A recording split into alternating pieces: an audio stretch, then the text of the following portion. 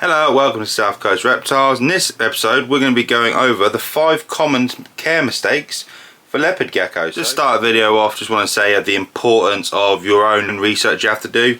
This goes with any animal, be it reptile, mammal, bird, whatever. If you're planning on getting a reptile or something, you need to research it properly all the way through so you know exactly what you're doing before you get your reptile. And that's the important thing, is before you get the reptile. Don't, rush buy an animal and then bring it home and then be, oh, I don't know nothing, I've got to research it quickly. Take your time. If you buy it from a shop, they'll usually let you put a deposit down for the animal. If they let you put a deposit down, it gives you a week or two just to get yourself ready for them, and then you'll be fine, because your reptile, you'll know what you're doing and your reptile will be all happy for you. So we're going to go over some of the mistakes that some people make now. So start us off, we'll go with improper substrate. Now, this can be due to maybe you've been given bad advice from a pet shop or from somewhere else, or you just may not know. But there are some substrates out there you shouldn't use. Good examples of them are reptile carpet, because reptile carpet is a nightmare for holding on to bacteria, can be tough to clean. Also, leopard geckos, where they've got little tiny claws, their claws can get stuck in the reptile carpet and they can't get them out.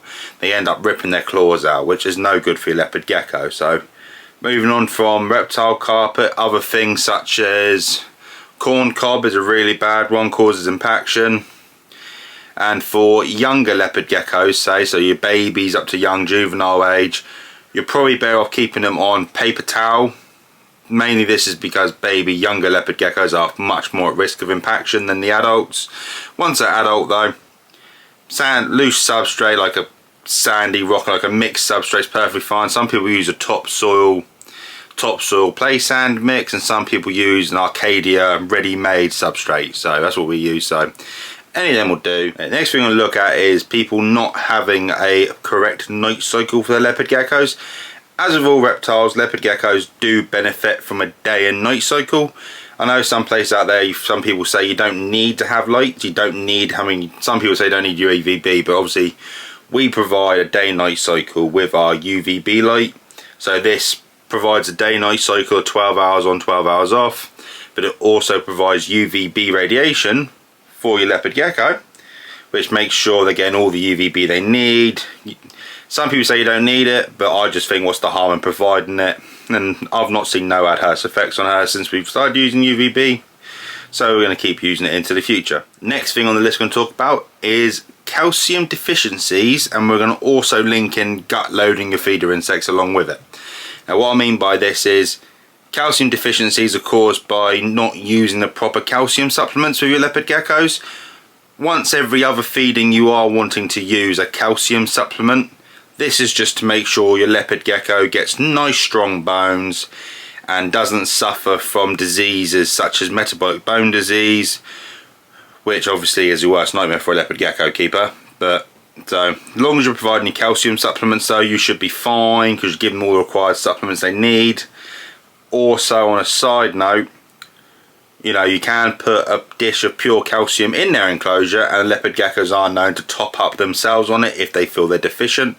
So that's a little tip you can do with them if you want to. So moving on to the next kind of joint thing was gut loading. Now gut loading is a simple fact of when you buy your feeder insects from the reptile shop or from a shop, you don't know when's the last time them feeder insects fed or had a meal.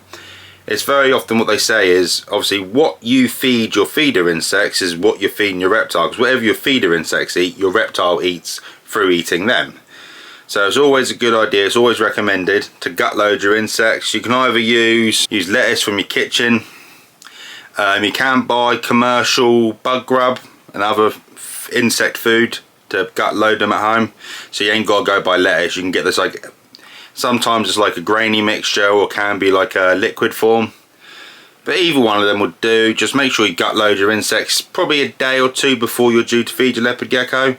That way you're sure they're going to have all the nutrients, all the things they need in their food to keep them nice and healthy for the future. Moving on, we're going to research. Another key point about researching, and the key point about researching is don't use one source of research. For example, if you have a local reptile shop and you think, oh, I want a leopard gecko. Yes, go to that local reptile shop, have a discussion with the owner or the workers, find out what their advice is, but then I'd strongly recommend you to go home and do your own independent research.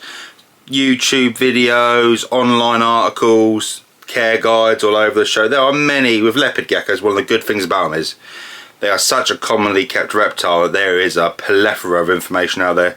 You could find anything you want about a leopard gecko online by just googling it.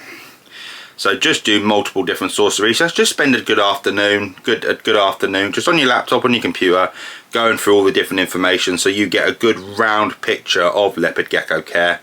That way you're giving yourself the most knowledge you possibly can have so that you can look after your leopard gecko the best possible way you can. Right, we're going to go on to what I believe is the biggest thing which people need to know about leopard geckos. It's an obvious one, but some people may not know, is do not lift them by the tail. You want to show me tail? Now with Lizzie, she's never lost a tail, ever. We've had her for going on 5 years now, and she has never lost a tail, ever. The main reason that is I will not grab that tail. I will not touch it. There is no need to touch that tail. I know there are a few YouTubers out there who say, oh, if they're confident with you, you know, you can just squeeze them at the base of the tail and lift them up. Don't do that. The people that do that are just looking to cause arguments in their comment sections to push their videos further. That's got nothing to do with how to look after a leopard gecko, lift them properly. There is no need to be forceful with a leopard gecko. Just scoop them up by your hand, nice and gentle. There's never a need to grab them by the tail. Unless, you know, your dire situation of, you know, your leopard gecko is literally just about to run underneath your fridge or your freezer or get away from you and you're never going to be able to get them back. And maybe, yes, in dire circumstances, if you need to, you need to. But for general day-to-day handling, there is no need whatsoever to grab them by the tail. Grabbing these guys by the tail when there's no need to is animal abuse. That is simply what it is. A leopard gecko will not drop their tail unless they are extremely stressed out and are fearful for their lives. It's a defense mechanism against predation. So if they're using it on you, you've made them that scared, they think they're being attacked by a predator. Like, she's calm, she's relaxed, there's no reason for leopard gecko to pull them by their tails, none. I won't even go near her tail. I'll always have a hand ready for her, but tail grabbing is a big no-no. Do not do it. No need for it. Just don't do it. I know they can grow them back. They're amazing animals. They can grow back their tails, but there's no need to put them through the stress, losing all those reserves, those fat and mineral reserves. There's no reason to lose all that. So just grab them nice and gently, like I am here. She's just on my hand, nice and calm. They're not normally very quick animals, but just nice and calm like that. If she does, like sometimes in the video you see her, she'll move around a bit too much and I'll have to put my hand in front of her. That's all you got to do, just nice and gentle, moving along. Try to move you along. But see what I mean? She's not crazy, she's not stupid. She knows what she's doing, she knows the crack. So yeah, that about handling. Do not touch them by their tails. So just to summarise on all the points we have talked about, obviously all these things can be solved by doing your own research beforehand.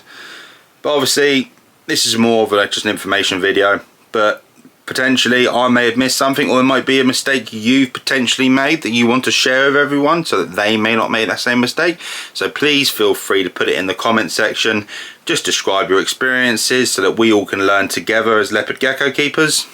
And we shall see you in the next video. So that'll be goodbye from us and see you later.